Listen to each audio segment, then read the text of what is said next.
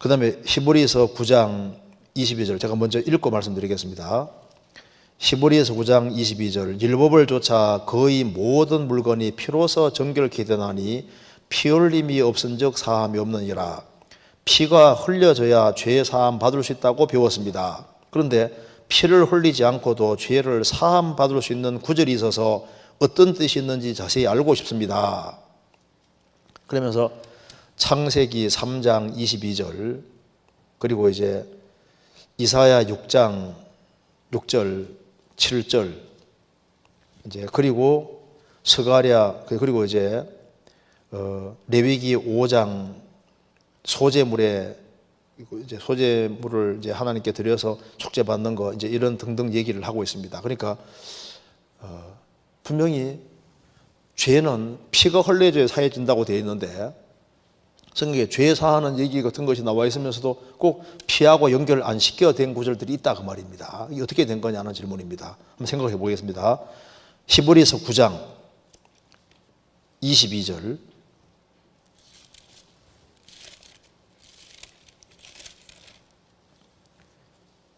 22절 자 21절 22절부터 읽겠습니다. 또한 이와 같이 피로서 장막과 섬기는 일에서는 모든 그릇에 뿌렸느니라. 율법을 좇아 거의 모든 물건이 피로서 정결케 되나니 피 흘림이 없은즉 사함이 없느니라. 여기에 왜 율법을 좇아 거의 모든 물건이 피로서 정결케 되나니 이 말을 강조하냐 하면은 하나님께 사용되는 물건들조차도 피를 뿌려서 구별시켰다.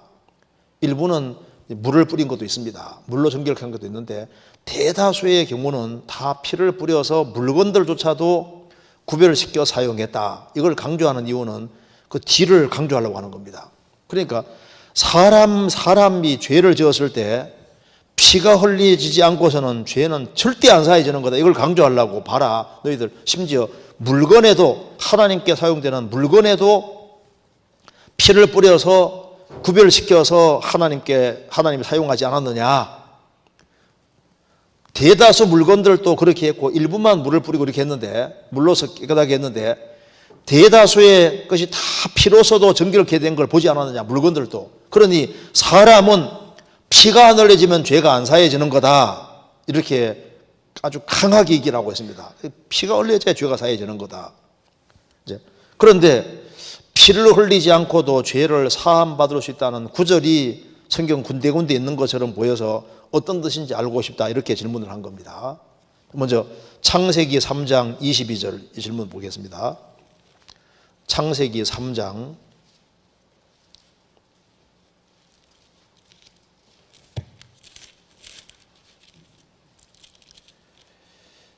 22절 여호와 하나님이 가라사대 보라 이 사람이 선악을 아는 일에 우리 중 하나같이 되었으니 그가 그 손을 들어 생명나무 실과도 따먹고 영생할까 하노라 하시고 24절 이같이 하나님이 그 사람을 쫓아내시고 에덴 동산 동편에 그룹들과 두루 도는 화염검을 두어 생명나무의 길을 지키게 하시니라.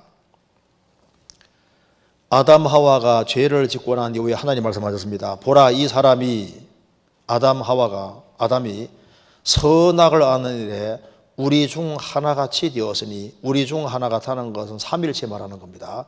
성부 성자 성령 우리 중 하나같이 되었으니 삼일체를 지금 말하고 있습니다. 삼일체 하나님처럼 이렇게 선악을 알게 됐는데 하나님은 선악을 알지만은 항상 완전 통제할 수 있잖아요. 인간은 선악을 알지만은 통제할 힘이 없는 겁니다.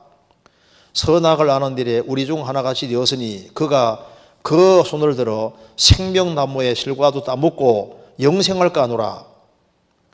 생명나무 실과를 따먹고 영생할까 하노라. 그런데 하나님께서 생명나무의 실과를 따먹기 위해서는 반드시 죽음이 통과되어야 되는 겁니다. 그래서 여기에 24절에 이같이 하나님이 그 사람을 쫓아내시고 죄가 해결 안 된 상태로서 실과 따먹으면 안 되잖아요. 그래서 쫓아내시고 에덴 동산 동편에 그룹들과 그룹 천사들과 두루 도는 화염검 불칼을 두어 생명나무의 길을 지키게 하시니라. 그러니까 생명나무의 실과를 먹기 위해서는 불칼을 통과해야 되는 겁니다. 칼에 맞아 죽지 않으면 못 먹으니까. 여기 이제 생명나무 실과는 그냥 못 먹어요. 반드시 불칼에 맞고 죽음이라는 대가가 지불돼야만 생명나무 실과를 먹을 수 있으니까, 인간 스스로 생명나무의 실과를 먹을 수 없으니까 누군가가 대신이라도 불칼에 맞아줘야만 생명나무 실과를 따서 우리에게 먹게 해줄 수 있는 겁니다. 그래서 이 불칼에 맞아주신 분이 누구냐? 그분이 바로 예수님인 겁니다. 그래서 피 흘림이 없은 적 사함이 없느니라. 대신 죽어야만 죄가 사해지고 영생 얻을 수 있으니까, 여기도 이제 생명나무의 실과를 먹을 때는 두루도연 화염검을 맞아야만, 누군가가 대신이라도 죽어야만 그걸 먹을 수 있는 겁니다. 그런데 이 자격이 있는 분은 예수님밖에 없으니까 이 두루도는 화염검에 맞은 분이 누구냐? 바로 예수님인 겁니다. 성경 스가랴 13장 찾겠습니다. 스가랴 13장 7절.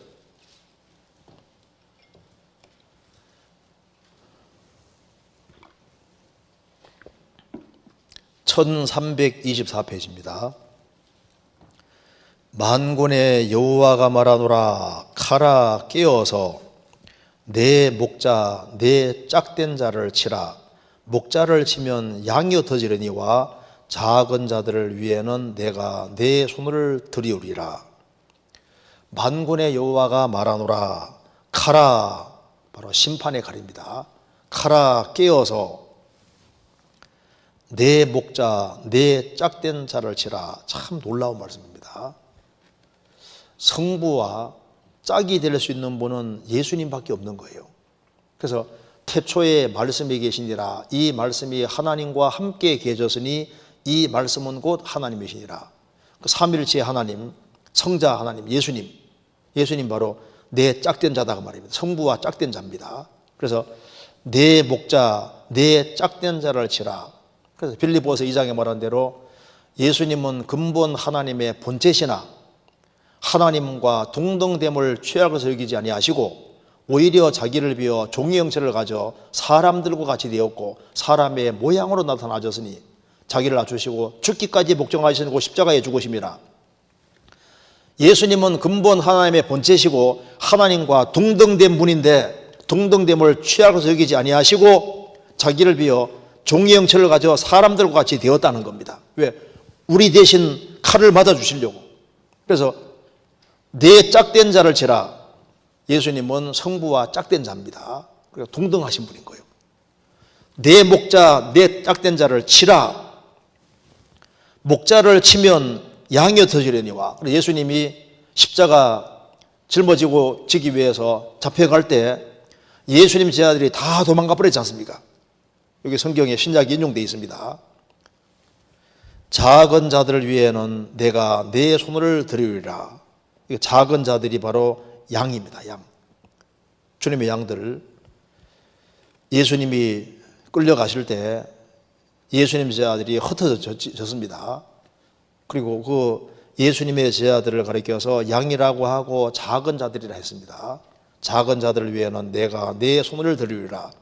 예수님이 이제 붙잡혀 갈 때 마치 하나님의 손이 그들을 예수님 제자들을 흩어버리는 것처럼 보였지만 나중에 어떻게 아시죠? 그들을 다 모아서 그들에게 성령의 능력을 부어주시고 성령을 주시고 그래서 예루살렘부터 해서 땅 끝까지 전 세계에 복음 전해지게 해주신 겁니다. 그래서 두루도는 화염검 그 사이에 생명과가 있는데 그 생명과를 먹기 위해서 생명과 먹으면 영생하는 거니까 우리를 영생 얻게 하기 위해서 예수님이 두루도는 화염검 불칼에 맞아주신 겁니다. 그래서 예수님이 대신 죽어서 심판받고 피를 흘림으로 죄값이 지불됐고 그래서 그를 믿는 자는 누구든지 영생 얻게 해주신 거예요. 그러니까 피 흘림이 없은즉 사함이 없느니라. 그 말하고 똑같지 않습니까? 그 다음에 이사야 6장입니다. 이사야 6장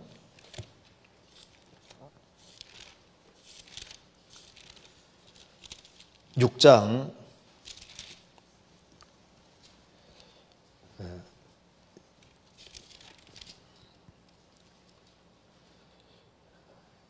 6장 6절입니다. 먼저 5절부터 제가 읽겠습니다. 그때 내가 말하되 화로다 나여 망하게 되었도다. 나는 입술이 부정한 사람이요 입술이 부정한 백성 중에 거하면서 만군의 여호와이신 왕을 배웠음이로다. 때에 그 서랍의 하나가 화조로 단에서 취한 바 핀 숯을 손에 가지고 내게 날아와서 그것을 내 입에 대며 가로되 보라 이것이 내 입에 닿았으니 내 악이 제하여졌고 내 죄가 사하여졌느니라 하더라. 내가 또 주의 목소리를 들은 적 이르시되 내가 누구를 보내며 누가 우리를 왜 갈고 그때 내가 가로되 내가 여기 있나이다 나를 보내소서.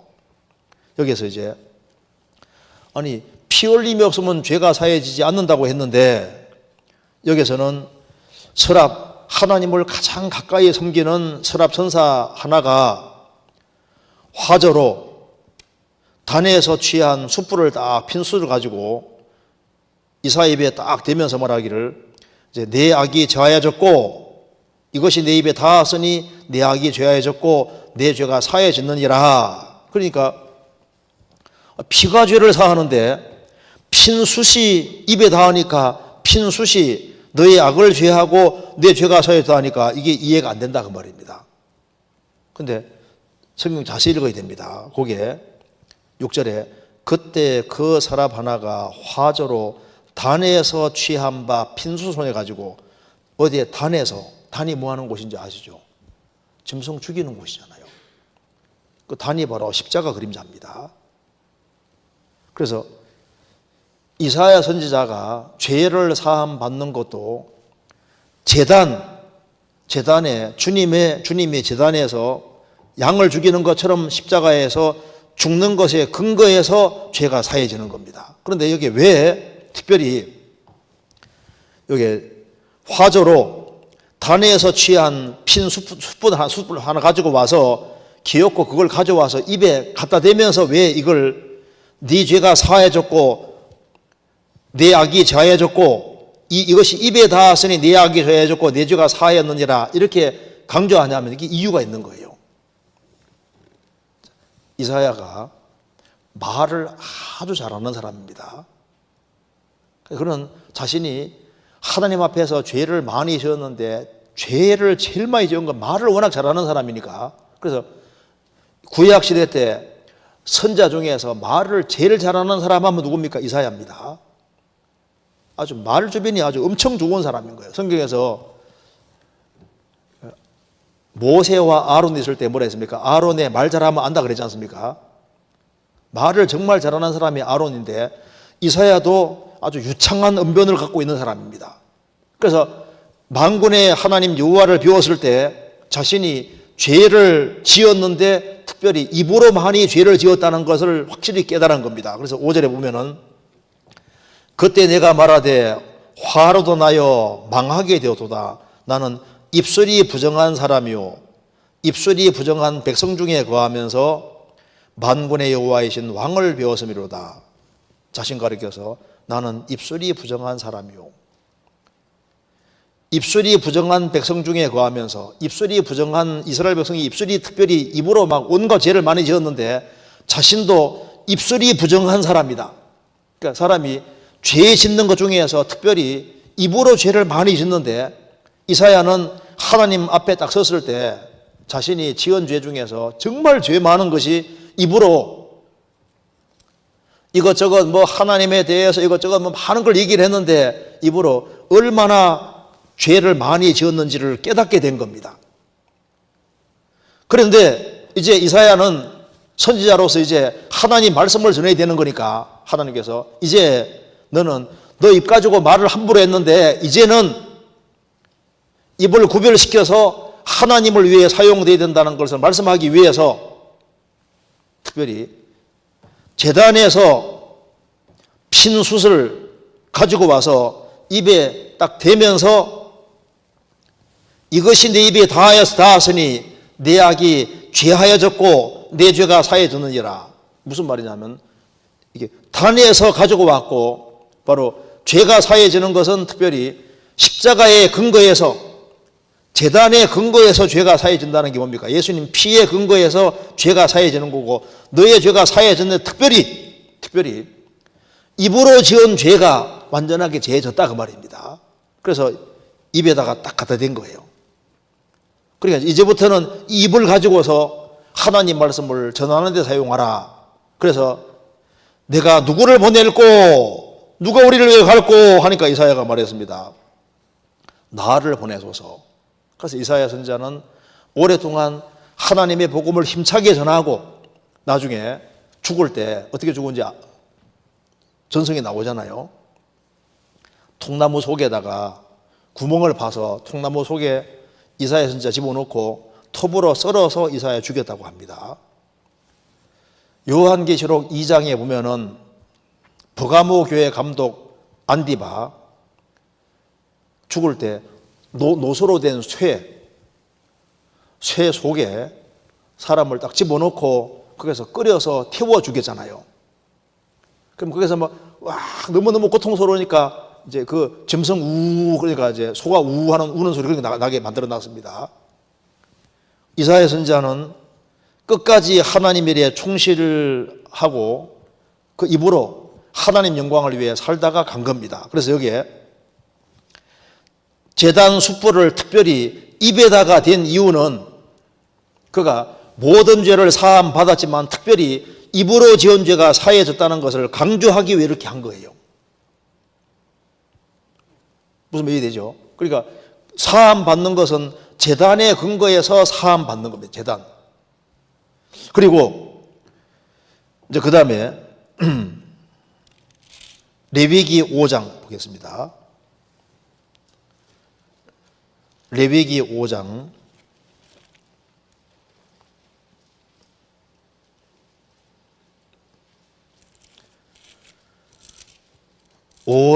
11절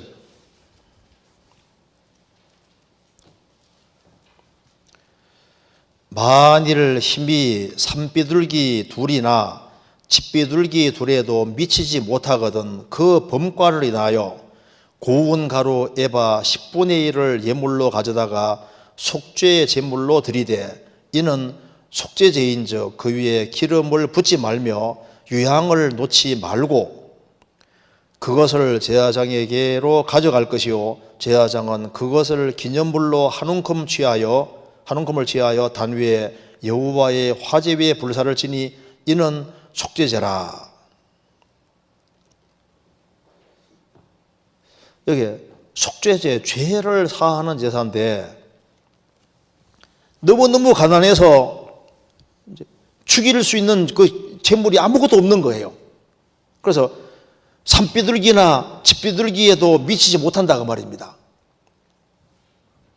그래도 죄는 사함 받아야 되니까 비둘기 살 돈도 없는 사람들, 그런 사람은 하나님께서 그 범과를 인해서 구운 가루 에바 10분의 1을 예물로 가져다가 속죄 제물로 드리라. 그러니까 국물 조금 있지 않습니까? 그걸 가져와 속죄 제물로 드리면은 하나님께서 속죄, 죄를 확실하게 사해 주셨다는 겁니다. 이게 뭘 말하냐면은 구약시대 때 짐승의 피로 제사 드리는 이것도 약속어음이고 구운 가루 에본의 1의 10분의 1도 약속어음이나 마찬가지인 겁니다. 구약시대 때 짐승의 피 자체가 죄를 사하는 건 아닙니다. 그건 다 그림자예요, 그림자. 예수님이 십자가에 죽어서 피를 흘림으로 죄를 사해 줄 걸 전제하고 약속오음 끊는 것이기 때문에 짐승의 피를 통해서 약속오음을 끊는 것인데 짐승의 피 자체는 죄를 사하는 것이 아니라고 성경에 나와 있습니다.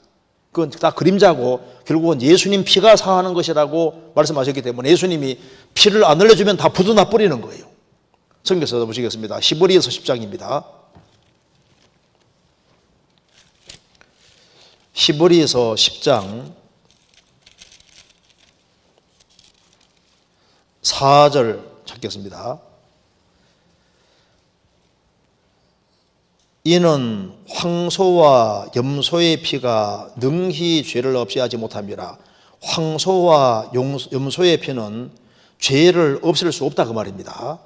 11절 보시겠습니다. 제사장마다 매일 서서 섬기며 자주 같은 제사를 드리되 이 제사는 언제든지 죄를 없게 하지 못하거니와. 그러니까 이 짐승의 피제사는 언제든지 절대로 죄를 없애지 못한다. 죄를 없애는 것이 불가능하다 그 말입니다. 그래서 구약시대 때 짐승의 피를 흘린 그 모든 사람들, 그 사람들도 예수님이 피를 안 흘리면 부도나기 때문에 예수님은 구약시대 때 피 흘린 짐승의 피를 흘린 사람들, 이런 사람들의 죄를 속하기 위해서 죽었던 겁니다. 히브리서 9장 15절. 이를 인하여 그는 예수님은 새 언약의 중보니 이는 첫 언약 때 범한 죄를 속하려고 죽어사 부르심을 입은 자로 하여금 영원한 기업의 약속을 얻게 하려 하심이니라. 예수님은 새 언약의 중보인데 새 언약뿐 아니라 구약 시대 때 첫 언약 때 범한 죄를 속하려고도 죽으셨다.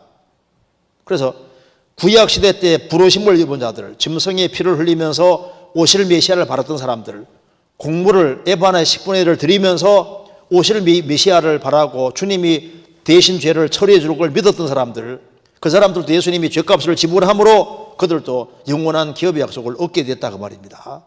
그래서 여기 이제 구약 시대 때 다 약속을 옮겼는 겁니다. 하나님께서 돈이 너무너무 없어가지고 아무것도 드릴 수 없는 사람은 곡물 조금을 하나님께 드려도 그걸 속죄제사와 똑같이 봐주신 거예요. 그 사람들 천국 가야 되니까. 무슨 말이 되죠?